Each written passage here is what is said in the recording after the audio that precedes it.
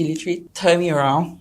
He pulled down my PE shorts, literally almost ripped my underwear apart, and just went ham at me. Whoa. It was not a good experience. I did not like that one bit. Whoa. And then he finished inside of me.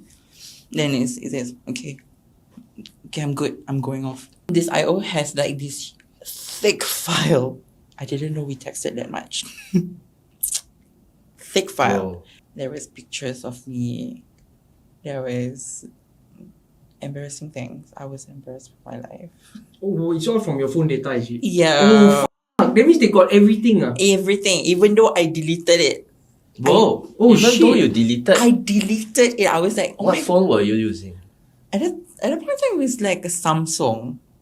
Guys, burn your phones. Yeah. Burn your phones. That's Burn the your only way. Samsung. See, Yeah. your parents are just worried that once they are dead, who is going to look out for you? How is society going to perceive you? But then after that whole situation, my relationship with my family got even more worse. Then I kept on running away from home. They are condemning me for being dirty. So I'm dirty already. I've no more like sacred value. So I was like, okay. Then at that point in time, there was this place called Woodlands Town Garden. What's that? What? Woodlands Town Garden. Yeah. Woodlands Town Garden. Yeah. Oh. So at that point in time, Woodlands Town Garden was a hot spot for people, you know. Like pros and stuff. Yeah. I've never been there, I swear. I've never been there. He laughed like he has deep knowledge of this. No, I have heard a lot about this place, Yeah. but I don't know much about it. Oh. My dear, you sound very sus right there. Are you sure? Are you sure you didn't visit there? Wait. once? Okay. If I'm not...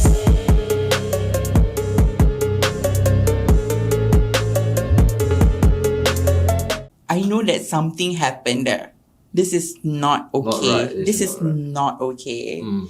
But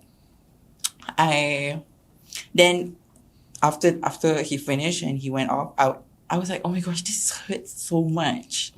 I'm like, it's burning. It's like, you know, you had major spicy food and then it's crazy. And then I was like cleaning myself out. I was like, ew, what the f is this? I thought it was, you know, poop or something, fecal matter or something, but it wasn't. There was like slimy shit, and then there was like a bit of blood here and there. Then it kind of hit my underwear a bit, so I was so scared. And you know, at the point of time, which kid does their own laundry? Yeah. Yeah, so I was like, okay, oh my gosh, this is so scary.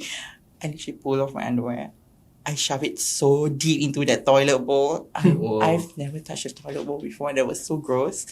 So I shoved it so deep and I flushed it. I was like, oh no, this is overflowing. So that's why I need to go dig deeper. And I was like, oh my god, this is nasty. Then I went home. And then the next day I was like, I remembered this one time where I asked my friend for like, hey, do you have pad? So I was so scared that I would dirty my underwear again. So it's just like, what the fuck do you need it for? I was like, don't ask. Just give it to me. Yeah. Whoa. That was like, yeah. So that was the whole situation. Was it... Do you know that that's... Yeah, I know that it is now. Okay, so since that whole situation happened, I have this teacher which I was very close to. She was like, she asked me, hey, are you okay? You're not as cheerful as you used to be. You're always so angsty. You're not doing your work right. So what is going on? Something's wrong with you. Can you tell me? And I was like, no, nothing. I'm fine. Then she says like, no, something is really wrong with you. You need to tell me. I was like, okay, sure, I'll tell you, but you have to promise me you can't tell anybody. Then I spilled tea with her. I spilled tea with my mother tongue teacher. I told her like, so this happened. I met this person and I did this. And in the beginning, I was like, it was interesting. Then after a while, I got scared with it and I don't think this is right. And then she was like, oh my God, this is sedentary rape. statutory rape. And like, she's like, I have to tell the principal. And I was so mad. You promised me. This was, I came to you in confidence, and then you did this to me. I had major trust issues with adults after that happened. And then after recess, there was a huge announcement. The announcement called out for my name. They asked me to go to the general office. And when I reached the general office, my grandmother was there. My aunt was there. My uncle was there. My grandfather was there. Both my parents were there. I was like, oh my God, what's happening? I'm so scared. And then my mom and my dad was like screaming at me, like what the hell happened? What the hell happened? What did you do again today? Huh? You're always causing problems in school. I don't know what's going on. I don't know. I literally don't know. I didn't do anything. I've been behaving. But they already found out about what happened. Yeah, so I'm going to it right now. So,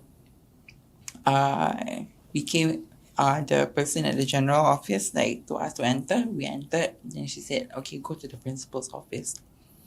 So I entered the principal's office, and beside my principal was my mother tongue teacher. And then I was like, oh my God, this motherfucking bitch. This bitch outed me. Snitch. I was like, oh, this is crazy. And I was like, oh my God. I was crying. Then my parents like, it's just scolding me. Everyone is literally bombarding me right now. It's like, what the hell did you do? You're always causing problems. See, now I have to see the principal. Blah, blah, blah. And then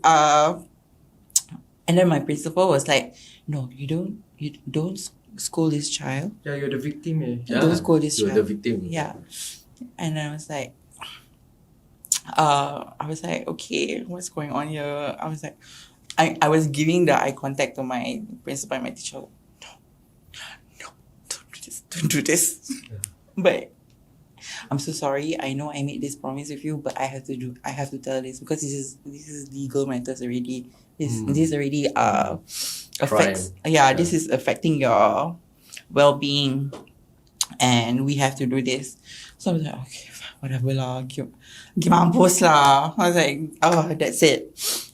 And then she said, okay, you have to go to the police and make a report right now. And then I was like, then in the car, they told all this thing that's happening to me. Then in the car, instead of like consoling me and saying, hey, are you okay? Are you alright? Blah, blah, blah. My family was like scolding me, like, why did you just bite off his dick? No, why didn't you just fight back? Why did you scream? I was like, oh, okay. So instead of consoling me and being protected, they're condemning me further for why am I not fighting back? I was like, in my phone there, I remember there's like a lot of texts and shit. So I was like, oh my gosh, let's delete this quickly. Just delete. And then we reached the police station. They brought me to a room. I had to talk to him. He asked me so many questions, like what's his name, where he lives, how I met him, all this, blah, blah, blah. But I kept on saying, I don't know. Why, you never out the person? Yeah, I didn't want to out the person. Why? Why? I don't know, maybe it's because Stockholm syndrome. Probably. I was probably scared. I don't know, maybe because I didn't, at that point in time, I was being scolded by my family. Why I didn't fight back? Yeah, then I questioned myself there. Like, yeah, why the hell I didn't fight back? Did I like this? But I know something's wrong here. I don't really, I'm not into it. But at the same time, I didn't fight back. So what does that mean? Am I consenting to it? So I was questioning so many things. So I was like, I was scared lah. I thought like, okay, I will get into trouble too. Because, like, why didn't I fight back? That was my whole question. Then he says, the police officer was like, okay, if you don't if you don't tell me like what's going on, I'm so sorry. I have to refer you to HQ already. HQ. Yeah. Aren't you already in the HQ? No, I was at some police Or station. you mean cantonment? Yeah, I have to go to cantonment already. I was like, okay. Then I still don't want to answer anything. Then they're like, okay, so sorry, you have to go to cantonment now. They will help you further. So from there, it was already evening. We drive to cantonment. Then I remember the floor. Okay, so when we reach there, every floor has like labels like what this floor is for. This is for secret society. This is for this thing. This is for that thing. And I remember I pressed number 7, sexual assault or something like that. So I was like, oh my gosh, this is crazy. And then a woman officer was there. I was like crying, forcing even more tears so that maybe she will like let me go or something. She says, okay, so what? Is this the phone that you used to contact? I was like, oh my gosh, what I'm talking? I was like, okay, let's try to delete as much as I can. Then she took the phone, she took my phone already, and she says, okay, so we will refer you to the hospital to check. The next day, I had like a few days off school. Then By the way, how do you check? so when I reached the hospital, they took blood tests from me just to check if I had any STI or STD. So did you? No, I didn't. Yeah, I'm safe. So when I reached there, then they have this metal thing, then they hook like a plastic thing on it, and then they're like, okay, pants down. And then I had to like rip my eyes open, and they were shoving this cold thing inside, trying to check. Then show. I was like, babes, you try having an ice cube shoved up your ass. You want to try that? We no. can do that later. We can do that later. Maybe this one. This one too much. And he has a nice slogan to do what you love. Yeah. Why? Do what you love. Yeah. So like, then after that, they checked me. I'm fine. I'm okay. Then I was but then my dynamic with my whole family changed lah. They were like, oh, why did you do this? Then, Wait, so they found out lah that you got yeah. but through the test or what? Because I had to disclose everything that what happened to me. So I told them already. Okay. Yeah. Did the guy get charged? So we're going to that. Okay. And then after that, the whole situation, my whole dynamic with my family changed lah. My uncle, from being very chummy with me, always likes to pick on me and all, he suddenly wants to have nothing to do with me. My grandfather suddenly doesn't talk to me as much. My cousins all like isolate me more. I was like, oh my gosh, this is such a shitty feeling. Yeah. Why? Just because I'm dirty, like you guys are like Don't want to, isolating me, don't want to associate anything with me. Crazy. So I was like, I'm the victim here, but then why do I feel like the villain? So then this whole situation happened. Then after that, Cantonment called again. So, but this time they don't want to talk to me. They just want to talk to my parents. So this officer, this IO has like this thick file. I didn't know we texted that much. Thick file. Whoa. And it's all in codes like zeros and ones. And then there was pictures of me. There was embarrassing things. I was embarrassed with my life. Oh, it's all from your phone data, is it? Yeah. Oh, fuck. That means they got everything. Everything. Even though I deleted it. Whoa. Oh, Even shit. though you deleted, I deleted it. I was like, oh what my phone were you using? At that point in time, it was like a Samsung.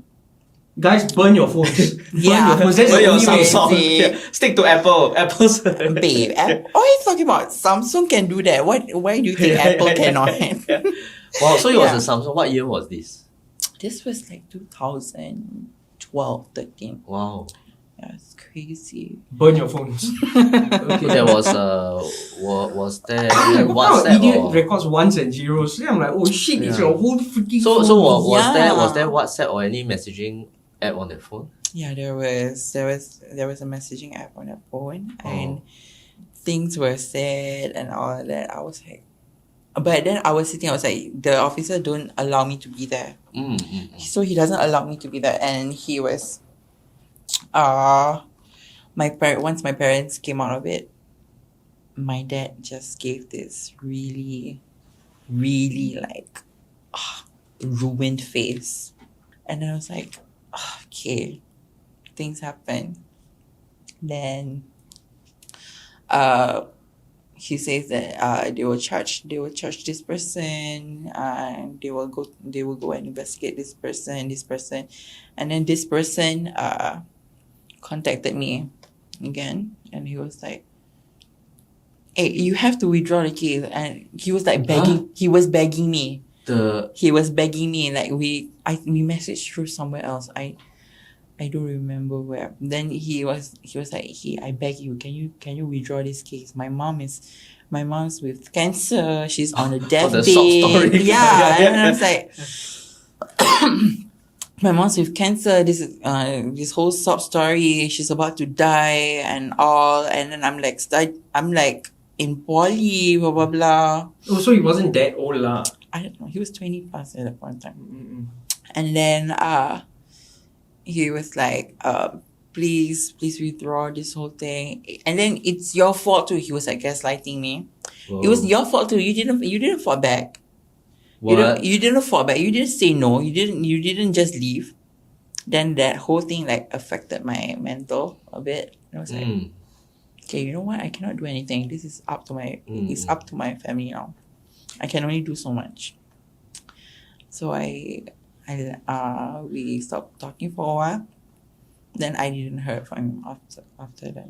But then after that whole situation, my relationship with my family got even more worse. Then I kept on running away from home. Then I was like, okay, when I run away from home, the part is like, okay, now what? They are condemning me for being dirty. So I'm dirty already. I've no more like sacred value. So what else? Just be dirty. Let's get dirty. That kind of thing. So I was like, okay. Then at that point in time, there was this place called Woodlands Town Garden. What's that one? Woodlands Town Garden. Yeah. Woodlands Town Garden. Yeah. Oh. So at that point in time, Woodlands Town Garden was a hot spot for people, Like pros and stuff. Yeah. I've never been there. I swear.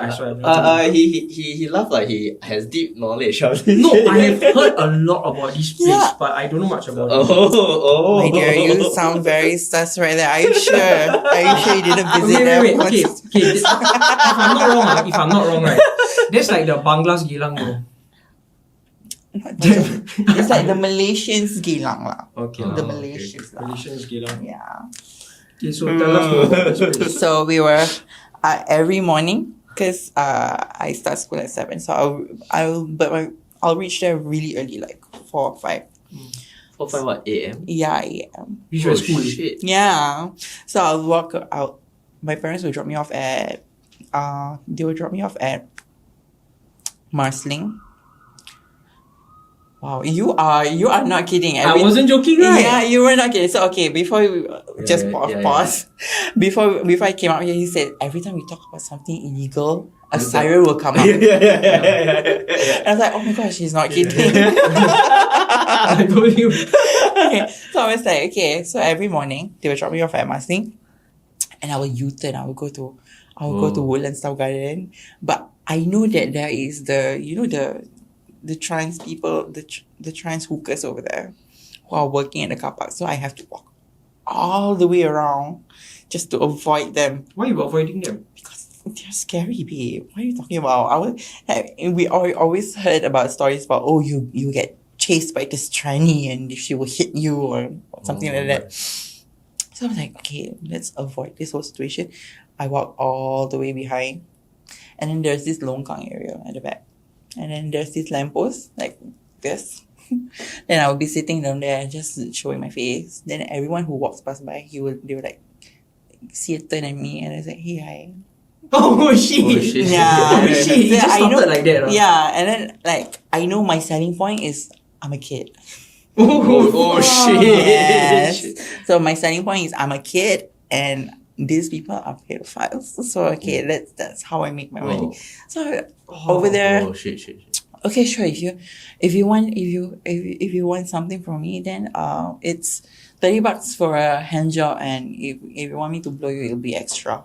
30. Like who came up with this rate? No, Like, I just randomly Oh, you just came. bought it. Yeah, and then they surprisingly are willing to pay. So I was like, okay, sure, let's take this, let's do this. So that's how I got my first like sideline thing. Sideline. And how much Yeah. do you make at that point? So every morning, like I will make like 100 plus. Wow, At that's like what age were you? I was 14. Whoa. Yeah.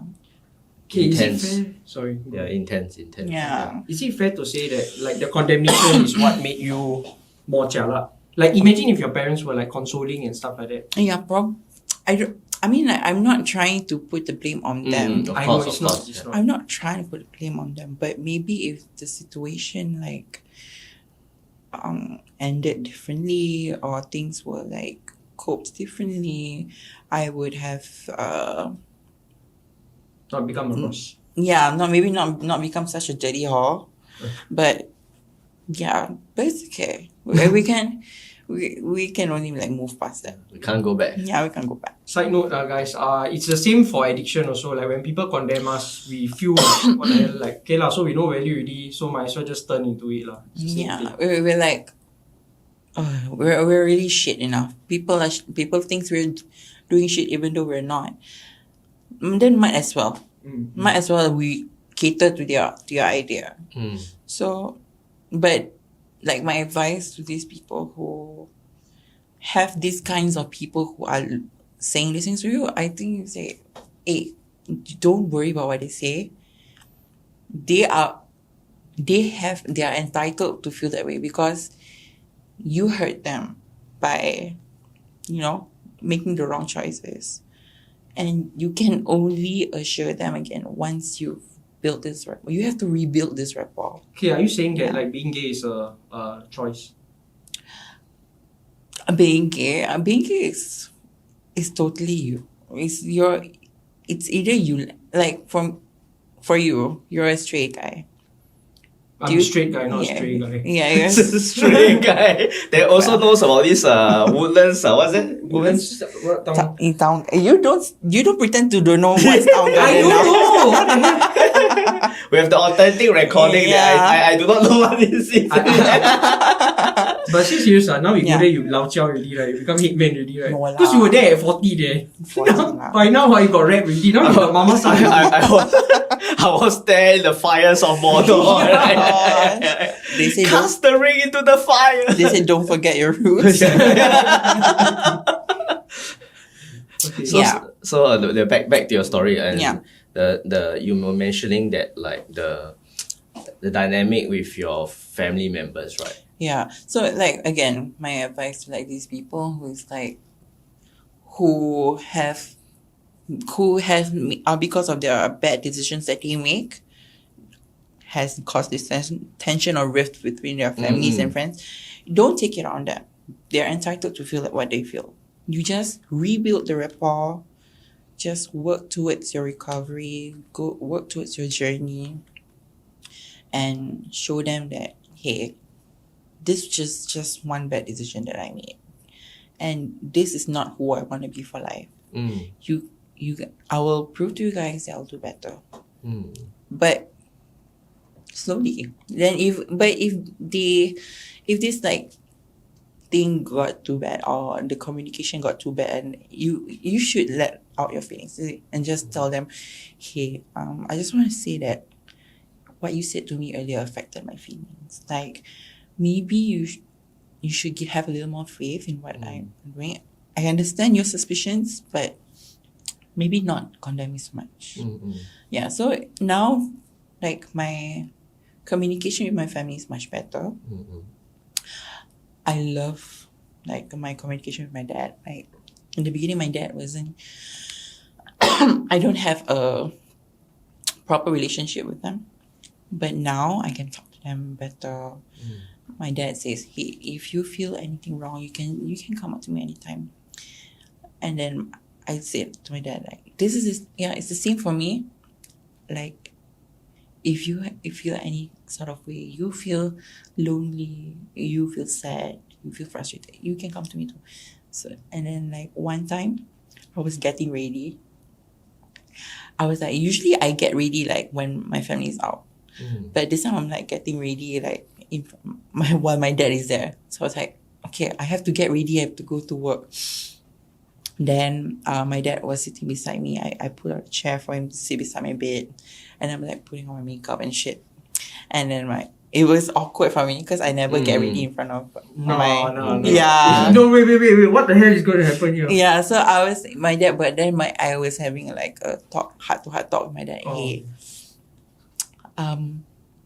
I hope you're feeling this way, you're entitled to feel this way, but I feel like maybe this and this and this is happening. That's why this and this and this is what you are feeling. This is why you're feeling this way. And then he was like, okay, yeah, I'm so glad I have this talk with you. We hugged, and then he says, okay, you get ready, Kayla, you don't want to disturb you, you go to your work later. It was really nice talking to you. I really am so proud of you. And I was like, oh my gosh, that's so nice. That's so nice to hear. Like your dad? Yeah, my dad says that. I'm like so proud of you. You know that I'm so proud of you. You're so smart. Wow. You're so smart. Yeah, whatever it is, wherever you are, this is what he said. Even during my incarceration, this is what he said to me. Like, whatever you are, I will still love you. Wow. And you are still my child. I stopped doing drugs and all that. Yeah.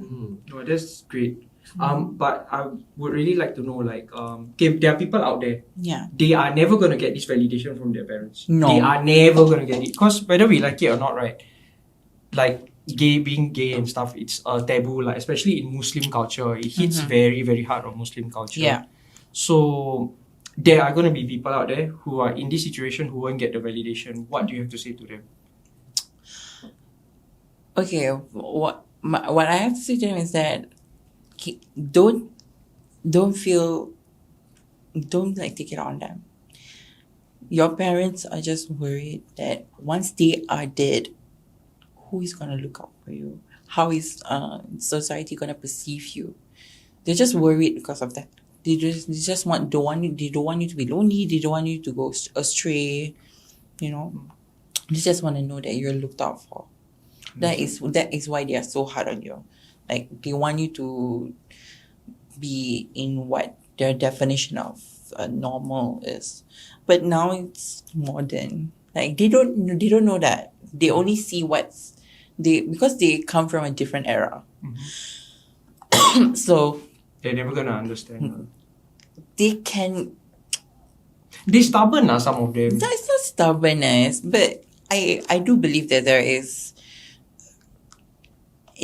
something that from this era that actually makes sense. Like you look at now, you can identify yourself as a table. You